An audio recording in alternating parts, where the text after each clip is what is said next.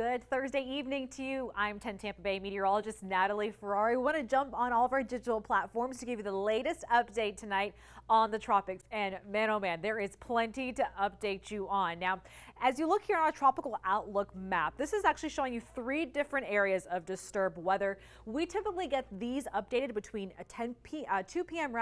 and again at 8 p.m. from the National Hurricane Center. And I wanted to show you these 2 disturbances off in the eastern and central portions of the Atlantic, both of which have a medium potential of developing, but both of which will be staying out well over the Atlantic and well away from our hair. So I'm going to go ahead and cross those off the list for you. Then we do have an area of disturbed weather that we are watching currently over Central America tonight, but that energy will be trying to meander its way through the northwestern portions of the Caribbean and then eventually possibly into the southeastern parts of the Gulf of Mexico this weekend going into next week. So we'll be talking about that here in this live broadcast, but also wanted to update you on the named storm we do still have out there. We'll get another brand new update on this at 11 o'clock tonight, so make sure to join us on 10 Tampa Bay at 11. Tropical Storm Franklin, this is forecast to become a hurricane, which would officially be our second hurricane of the 2023 Atlantic season, and that's going to happen as early as Saturday afternoon, evening time frame. This is thankfully not heading towards the United States. However, it will be meandering through the western portions of the Atlantic, just west of Bermuda as we go through late in the weekend and into early next week as a Cat 2 storm. Off towards the east coast, this will be staying well out of the United States, well to the east, but this will help to generate some surf that could impact parts of the east coast by early next week. So it's something we'll be monitoring because this again will be our second hurricane of the season. But Franklin will be one that we're crossing off the list later in the week, next week. All right, this is what we actually wanted to bring you the latest update. This is what we're going to take a deep dive on over the next several minutes. It's this area of disturbed weather that is currently sitting just off the northeastern corner of Honduras tonight. This energy is not an organized system. It is not a storm. There's nothing tropical to tap into. Right now, it's just a disorganized area of thunderstorm activity. But what's forecast to happen, what at least we're starting to see in patterns in our future computer models, is that it's looking like there's going to want to be a broad area of low pressure. That needs to be the foundation, the basis of what would actually try to turn tropical. Then you need other ingredients to throw on top of it to give it those tropical characteristics and to allow it to have the ingredients it needs to eventually even strengthen to something more like of a hurricane caliber. I do want to backtrack though, and let's talk about this wave itself. Right now, over the next 48 hours, there is a 20% chance, a low potential, it would basically develop into anything tropical, whether it be a depression or maybe even a tropical storm. So that is not looking likely between now and Friday, even early Saturday, not looking very likely as well. But this is what's been changing pretty quickly today. Earlier this morning, it was right around a 50%. Between this morning and this evening, we went from a medium to now a high potential that in the next 7 days, this will try to become an organized area of disturbed weather. And the fact that it could develop into something tropical is basically as far south as this hashed box or as far north as this hashed box. It could happen anywhere in this region. We basically are trying to go off the guidance of some future models as far as where that could happen. But the latest update is basically showing that the northwestern Caribbean and the southeastern portions of the Gulf of Mexico are going to be the areas of interest, so the areas that we are really going to have to watch out for when it comes to that potential of tropical development. And here's why. This is one model. This is not a forecast. This is a computer model generating basically what the atmosphere is going to want to do in this region over the weekend. So I'm stopping this on Saturday night. You start to see a lot of this deep tropical moisture, not only hanging out portions over the western Caribbean, but also over the Yucatán Peninsula. So nothing closed low, nothing actually completely organized, but it does look like this area of low pressure is going to want to form as we get through the middle of the weekend, possibly as early as Sunday. And that is also where we can start to see a closed low form. That is the beginning of something tropical trying to happen. So that could happen as early as Sunday, possibly a little more likely going into early next week, so by Monday. Monday is also the time frame this energy is going to want to start to drift into the southeastern Gulf of Mexico.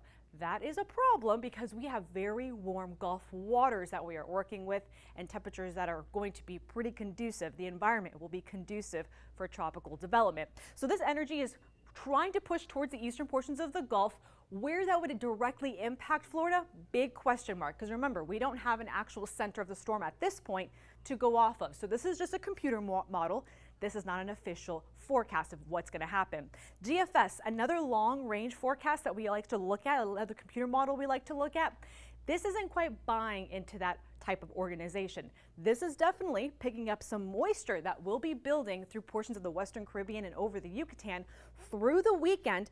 But this is not trying to give us something organized. It's actually keeping this deep tropical moisture just a big cluster over portions of the Western Caribbean, over Cuba, and then trying to dive it into the far eastern portions of the Gulf right along the Florida Keys Straits there. So that's not giving us a whole lot of energy to work with, but it is still flinging moisture our way. But as mentioned, anytime we are talking about something trying to develop in this part of the ocean is something that just immediately has our attention, especially this time of year, because you are dealing with incredibly warm Gulf waters. Anytime that's 80 degrees or above, that's it. That's already a check mark as far as helping something be conducive for tropical activity. The environment is definitely there, especially this time of year. So we'll be watching these waters very, very closely, and we'll be watching what could potentially happen over the weekend and into early next week. So if there is anything you can take away from that deep dive as far as what we have in our favor, as far as what we are watching out for when it comes to these models, these future computer models, it is looking like a higher probability.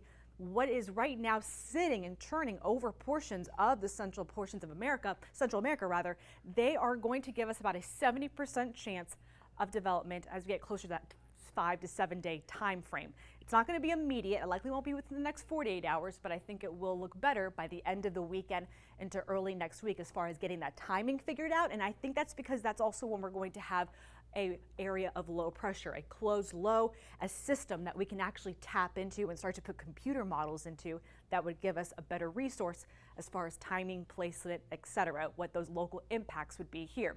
Once we do have a tropical depression, we would officially get a forecast cone, a cone that will actually show kind of the possible location, the timing, etc., where the center could possibly impact.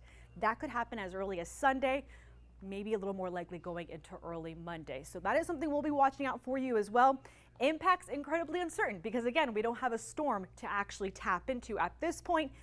But for now, we are looking at increasing moisture moving through the Sunshine State, and that could happen as early as Monday night through Tuesday. And yes, I think there's going to even be scattered rain chances hanging around with us through next Wednesday as well. So there's going to be a good window where we have a whole lot more rain that we're working with. And in many spots, it's going to be much needed rain.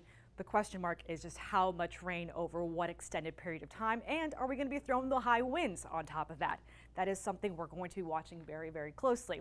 Just to give you some perspective, the statistical peak of hurricane season, September 10th. We are located right here, so we are still climbing that hill as far as the hurricane season goes, as far as where we see the most activity within the season. So that is something we're going to be keeping a very close eye on. August, September, and October. That is typically when we have the most activity in the Atlantic hurricane season. That's actually when we see about 85% or more of the activity happens within that 3-month window during hurricane season. We have been working our way through this list.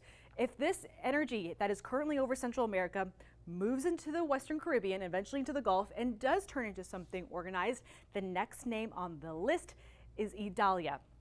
That'll be the one that we're checking off the list or possibly adding that on, especially as we go through the next couple of days. So we'll have to be monitoring that very, very closely.